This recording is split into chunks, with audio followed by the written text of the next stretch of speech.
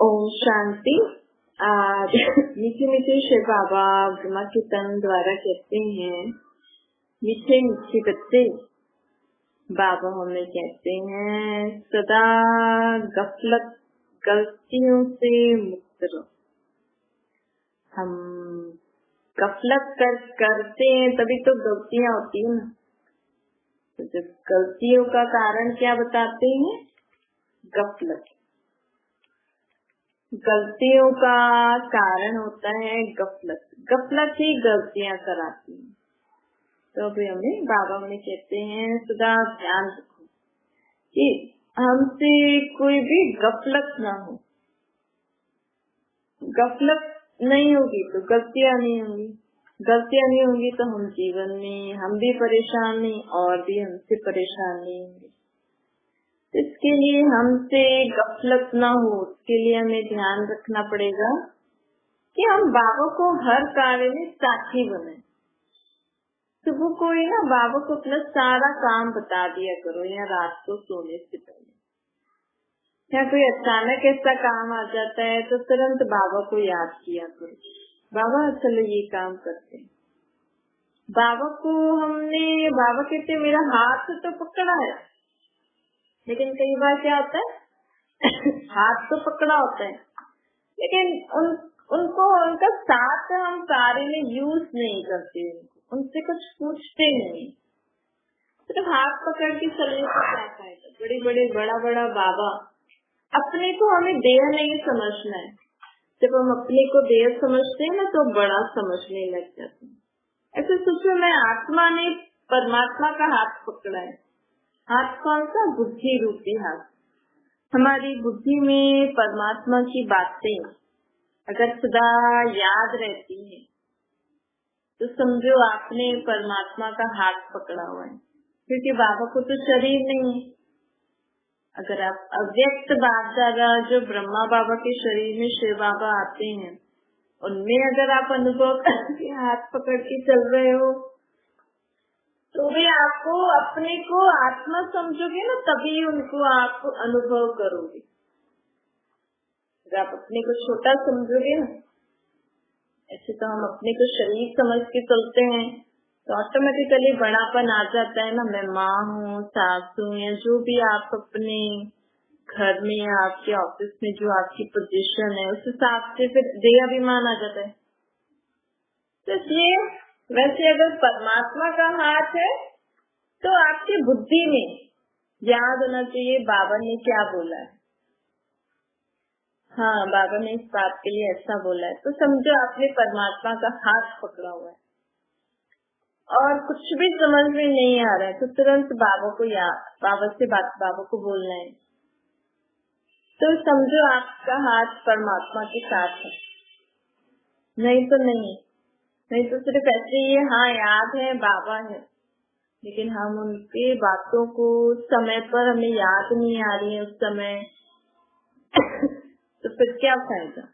जैसे देखो बच्चे होते हैं, बच्चे को माँ बाप शिक्षाएं देते हैं ना, फिर उन शिक्षाओं को बच्चा सीख कर बाहर जाता है तो उनकी शिक्षाएं तो उनके साथ रहती है ना, माँ बाप नहीं होते।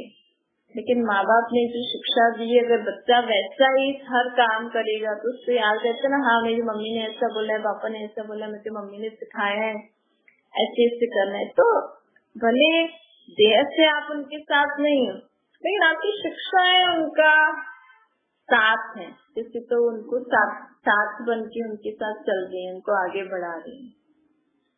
तो यही तो चाहिए होता है। लोग आजकल देह के पीछे पड़ गए हैं, तो देह को ही याद करते रहते हैं, लेकिन उनकी शिक्षाएं क्या है, उनके गुण क्या है, वो याद नहीं करते। इसलिए बाबा हमें कहते हैं कि ऐसे परमात्मा भी हम आत्माओं के बाप हैं, वो हमको इस कलयुग की दुनिया में इस सृष्टि पर आकर हमें शिक्षाएं तो दे रहे हैं। आप अगर बाबा की जो महावाक्य मुरली जब हम सुनते हैं अगर हम ऐसे सुने कि बाबा ने आज क्या क्या बोला है, बाबा हमसे जैसे तो हम बातें करते हैं, हम क्योंकि मन में काफी काफी बातें होती है ना प्रश्न, और हम उस प्रीति से सुने बाबा के माँ बाप के, तो हमें अपने मन में जो प्रश्न होते हैं उसके उत्तर मिल जाते हैं। तो बाबा शरीरों से हम तो देहदारी समझ के लोगों से बात करते हैं ना, लेकिन बाबा हमारी आत्मा से बात करते हैं। असल में आत्मा में ही तो मन बुद्धि होता है, आत्मा में ही तो प्रश्न उठते हैं ना, आत्मा के मन में बुद्धि में विचार आते हैं। तो जब हम आत्मा समझ के परमात्मा को याद करते हैं और उनसे मन में बातें करते हैं, तो हमें वाकई में उनके उत्तर मिलते हैं उन द्वारा। अभी तक तो हम उनको किसी न किसी रूप में याद करके आए, लेकिन अब निराकार रूप में याद करने से बहुत अलग अलौकिक अनुभव होता है, और ऐसा लगता है कि सारा दिन ही बाबा हमारे साथ है। क्योंकि बाकी दुनिया में तो भक्ति मार्ग में तो कोई ऐसे कुछ नियम बना दिए ना, साधन, और ऐसे मत्था ढकना, ऐसी जगह पे जाके हम भगवान को याद, लेकिन यहाँ तो बाबा कहते चलते फिरते भले पाँव में चप्पल भी पड़ी हो तो भी मुझे याद करो, मेरे से बातें करो। बाबा को तो आत्मा से बात करनी है। इससे क्या होगा, अगर हम सारा दिन बाबा से मन बुद्धि हमारी लगी रहेगी, काम तो करना ही है सृष्टि पर जो भी हम काम कर रहे हैं, लेकिन अब परमात्मा की मत पर तो हमसे कुछ गलतियां नहीं होंगी, हम गलतियों से बच जाएंगे। इसलिए बाबा कहते हैं अब गलतियों से मुक्त होने चाहते हो तो मुझे अपने साथ हर कार्य में इन्वॉल्व करो। बाबा कहते हैं किसी के भी ना देह से आकर्षण नहीं रखना। आजकल लोग देह से आकर्षण रखते हैं, उनके गुणों उनके कर्तव्यों को ध्यान में नहीं देते। अब देह तो कब तक रहेगी बताओ, देह कब तक रहेगी, देह थोड़ी हमेशा तक रहती है। लेकिन वो आत्मा से क्या शिक्षाएं है, क्या गुण है, क्या अच्छी बातें हैं उस आत्मा में, ये हमें सीखनी चाहिए, ये हमें लाइफ में काम आती है। आज देखो, जब माँ बाप ने जन्म दिया, बड़े हो गए बच्चे, माँ बाप का भी एज हो गया, तो आखिर तो वो भी आत्माएं है ना। अगर ये समझ जाए कि हाँ भाई हर एक माँ बाप स्त्री और पुरुष दूसरी आत्माओं को शरीर देते हैं, उनका काम ये शरीर देना, उनको सिखाना, उन्होंने जो अनुभव किया उनको सिखाना, उनके उन आत्माओं में जो अच्छी बातें हैं वो भी औरों से सीखी। आत्मा का तो यही कर्तव्य होता है ना। फिर इनके अनुसार तो आत्माओं को जाके दूसरों से लेना ही पड़ता है ना। तो हमें क्या उद्देश्य होना चाहिए, हम आत्माएं हैं सृष्टि पर पाठ बजा रहे, हम सभी आत्माओं को एक दूसरे को समझ के चलना चाहिए। इस सृष्टि पर हम सब पाठ बजा रहे, कोई दिमाग का पाठ बजा रहा है, कोई हाथों से काम करने वाला पाठ बजा रहा है। समझो किसी की बुद्धि अच्छी है तो वो उसको उस हिसाब से काम बजाने का पाठ चलाए। किसी की बुद्धि में इतनी समझ नहीं है लेकिन हाथों में अच्छा काम करने का तरीका है। हाथ की कला जिसको कहते हैं, किसी को मुख की कला, किसी को कानों की कला, किसी की देखने की कला, किसी के डांस पाँव से कई लोग अपनी कलाएं दिखाते। तो हर आत्मा का अपना अपना पाठ है। हम आत्मा आए सृष्टि पर, हमने शरीर लिया, हमें एक दूसरे की विशेषताएं देखकर, गुण देखकर, अगर आप किसी से सीख सकते हो तो सीखो, नहीं तो आप में जो है आप उसको यूज करके चलो। किसी से ईर्ष्या क्यों करनी। कई लोग इसके लिए बाबा कहते हैं अपनी घोट तो नशा चढ़े। मतलब आपके पास क्या है, आपके जीवन में क्या है, आप औरों को नहीं देखो। आपके जीवन में आपको जो ये देह है, देह के संबंध, पदार्थ, वस्तु, वैभव, लाइफ तो स्टॉप नहीं होती।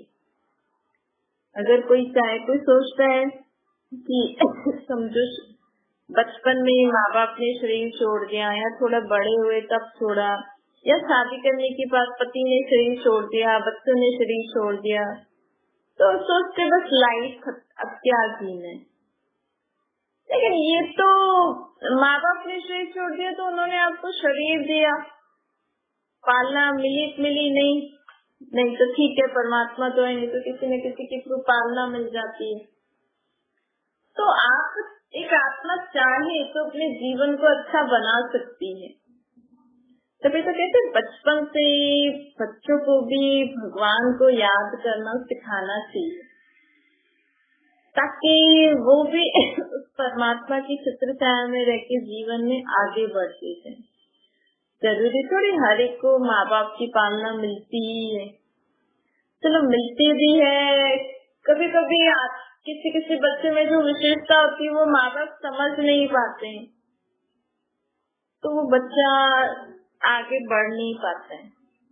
इसलिए अगर परमात्मा को याद करता रहेगा तो उस द्वारा उनको मदद भी मिल सकती है। तो जीवन में हमारी लाइफ कभी स्टॉप नहीं होती है। अगर हम सोचे हम आत्मा इधर खेल खेलने आई हैं, बहुत सारी बातें हम किसी न किसी रीति में अपने आप को इस सृष्टि रंगमंच पर जो भी खेल चल रहा है वैसे खेल में इन्वॉल्व हो जाए तो हमारे जीवन में खुशी आएगी। लोग सोचते हैं दुनिया में दैनिक संबंधी सब कुछ होते हैं, माँ बाप नहीं है तो दुखी हो जाएंगे, बच्चा नहीं है तो दुखी हो जाएंगे, किसी के पति ने शरीर छोड़ दिया तो दुखी हो जाएंगे। हाँ ठीक है, वो भी इम्पोर्टेंट होते हैं। उसकी कमी को भरने के लिए आप परमात्मा को अपना बच्चा बना दो, परमात्मा को अपना पति बना दो, परमात्मा को अपना माँ बाप बना दो। एक कमी तो होती है ना, सिर्फ शरीर लोग कभी तो बाबा कहते देह से आकर्षण नहीं रहती, एक्चुअल में तो वो भी आत्माएं थी जो देह के संबंध में आके आपके माँ बाप का या आपके बच्चे हैं आपके पति का पास बजा रही थी। उसकी जगह आप परमात्मा को बना लो, फिर देखो आपका जीवन कितना अच्छा हो जाता है। एक आत्मा की कमी जो वो पास बजा रही थी जिसके संबंध में, उसकी कमी के कारण आप अपना बाकी जीवन क्यों वेस्ट कर रहे हो?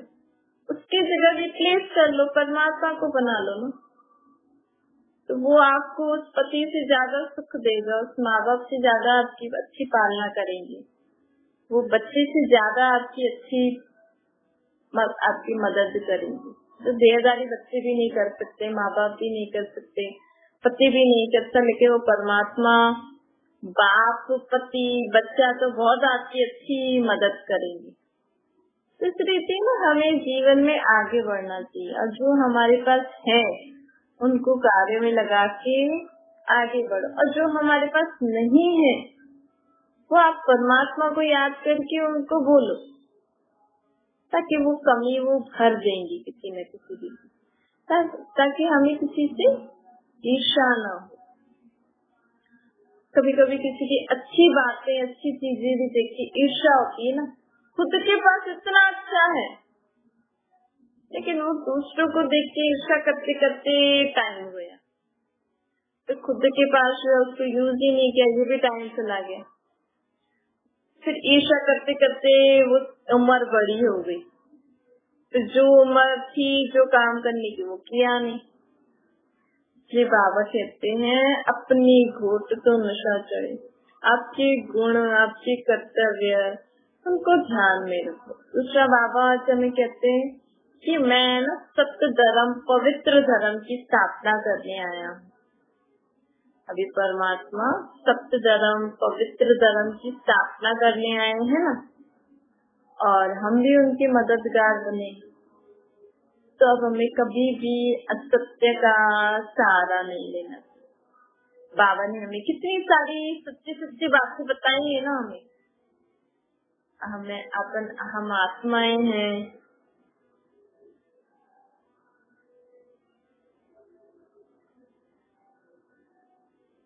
देखो बाबा ने हमें कितनी अच्छी बातें बताई।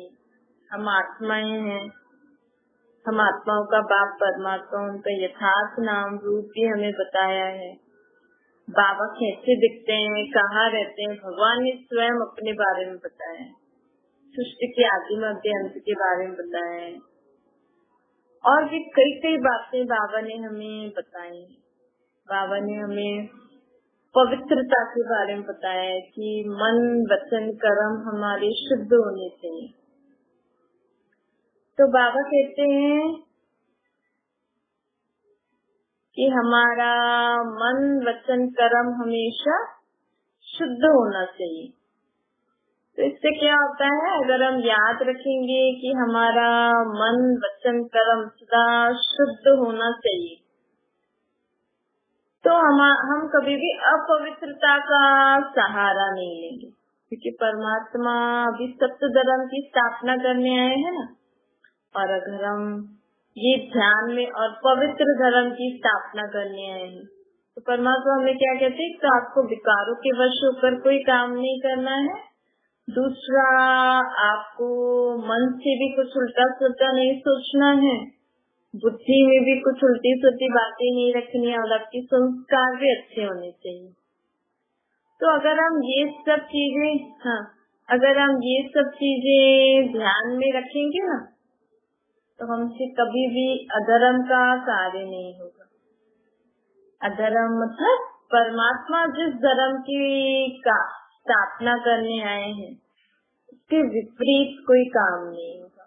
हमारा व्यर्थ सोचना भी अपवित्रता है। तो अभी हमें मर्यादा पुरुषोत्तम ऐसे ही बनना है। जब हम परमात्मा की इस कार्य में बाबा को हमने जाना है, पहचाना है, उनके कार्य में हम मददगार बने हैं, तो हमें ये जो बाबा पवित्र धर्म की स्थापना करने आए हैं, इस पवित्र धर्म में जो सब प्रकार की पवित्रता बाबा ने हमें बताई है, मन वचन कर्म, हमारा संकल्प बोल कर्म किसी भी विकार के वश नहीं होना चाहिए। न काम, न क्रोध, न लोभ, न मोह, न अहंकार। इसका हमें बहुत ध्यान देना है, तभी हम इस धर्म की स्थापना जो बाबा कर रहे हैं उससे मददगार बन सकेंगे। नहीं तो फिर हम समझो हमने आज हमें अच्छा लगा, हाँ बाबा जो कि हम धर्म की स्थापना कर रहे हैं, मददगार है, कल को हमने क्रोध के वश आके कुछ उल्टा सुल्टा बोल दिया तो फिर हमने तो मर्यादा को तोड़ दिया ना। धर्म के जो नियम बाबा ने हमें बताए हैं वो तो तोड़ दिए ना हमने। तो फिर हमें तुरंत बाबा से सॉरी बोलनी चाहिए।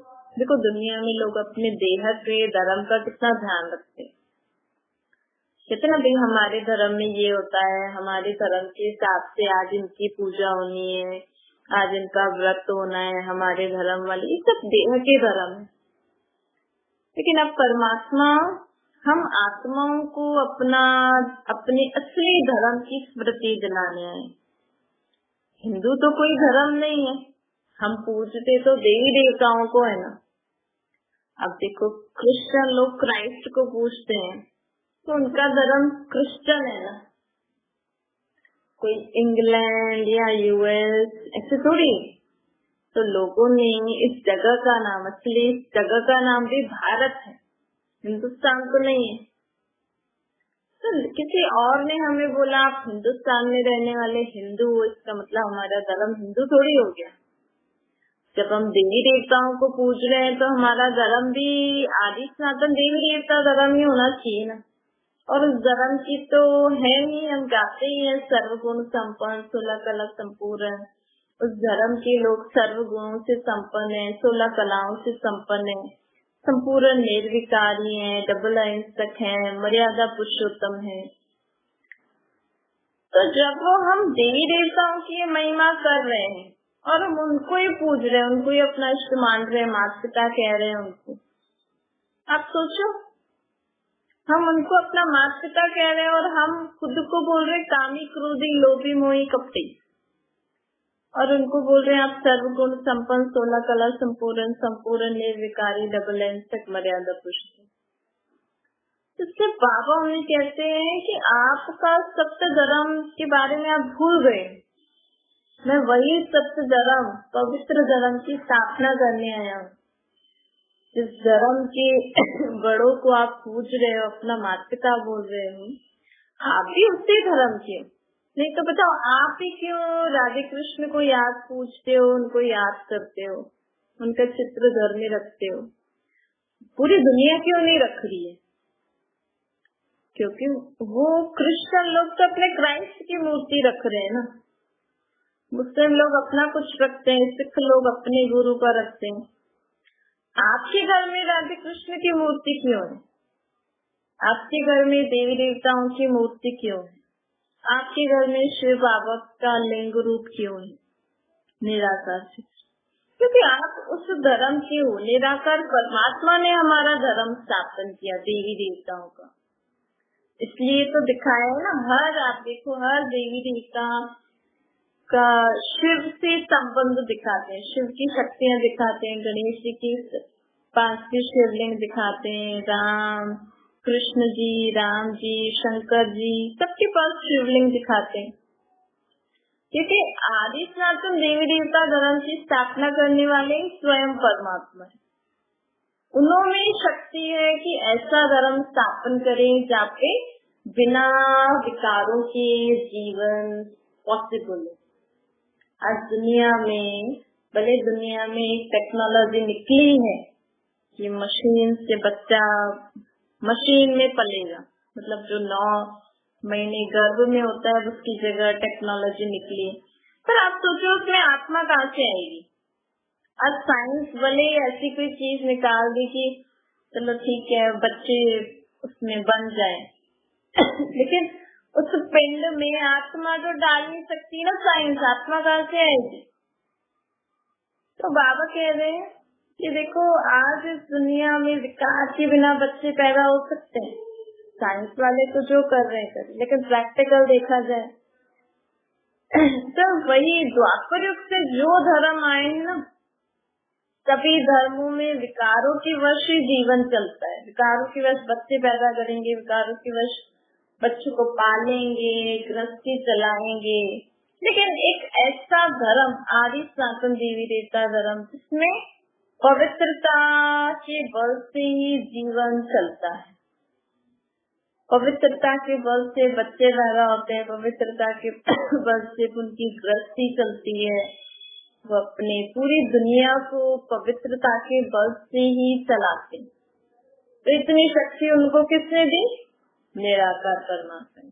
जैसे क्राइस्ट ने कृष्ण धर्म स्थापन किया, गुरु नानक देव जी की आत्मा ने गुरु नानक सिख धर्म स्थापन किया।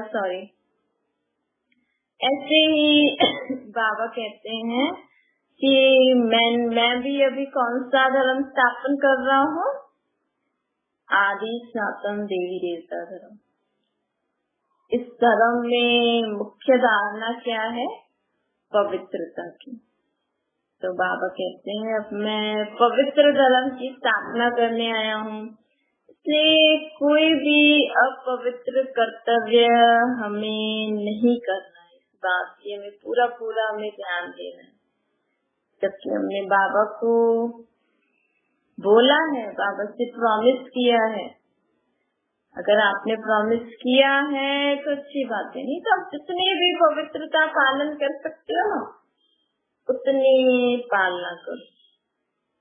अच्छा, मीठी मीठी सी लगे बच्चों प्रति माता पिता बाप दादा का ज्ञात प्यार और गुड मॉर्निंग। रूहानी बाप की हम सभी रूहानी बच्चों को नमस्ते। हमारे भी रूहानी माता पिता बाप दादा को ज्ञात प्यार गुड मॉर्निंग और नमस्ते। वरदान है महानता के साथ निर्माणता को धारण कर सर्व का मान प्राप्त करने वाले सुखदायी गुण। बाबा कहते महानता की निशानी होती है निर्माणता। जितना महान उतना निर्माण, क्योंकि जो निर्माण होता है ना वो आत्मा सदा भरपूर रहती ज्ञान गुण शक्तियों से।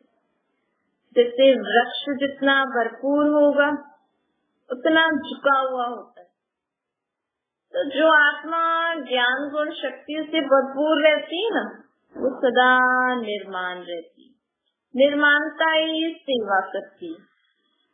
तो निर्माण जो रहता है ना उसको सर्व का मान मिलता है, और जो अहंकार में रहता है ना उसको कोई मान नहीं देता, उसको सब दूर भागते हैं। तो जो निर्माण है वो सुखदायी होगा, उनसे सभी सुख की अनुभूति करेंगे, सभी उनके समीप आना चाहेंगे।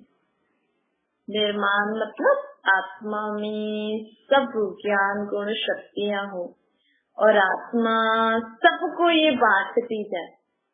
जैसे पेड़ में सब कुछ होता है तो सब और लेके उसमें से तोड़ के खाते हैं ना, सब पेड़ थोड़ी अहंकार दिखाते हैं, नहीं आपने लो आपने लो, नहीं सब उनसे लेकर खाते हैं। इससे हमारे अंदर भी इतनी गुण, इतनी शक्ति, इतनी समझ हो कि कोई हमारी ग्लानि करे, लेकिन उसके बदले हम उसके लिए अच्छा सोचें, उसके लिए दो शब्द मीठे बोले। देखो पेड़ में भी जो फल होता है उसको तोड़ने के लिए पत्थर भी मारना पड़ता है ना, तो पत्थर मार के जब पेड़ में से फल गिरेगा तो आप धोके खाओगे। ऐसे अगर आपको कोई ग्लानि के पत्थर मार रहे, मतलब ग्लानि करके आपको पत्थर मार रहे, तो हमें उनको क्या देना चाहिए?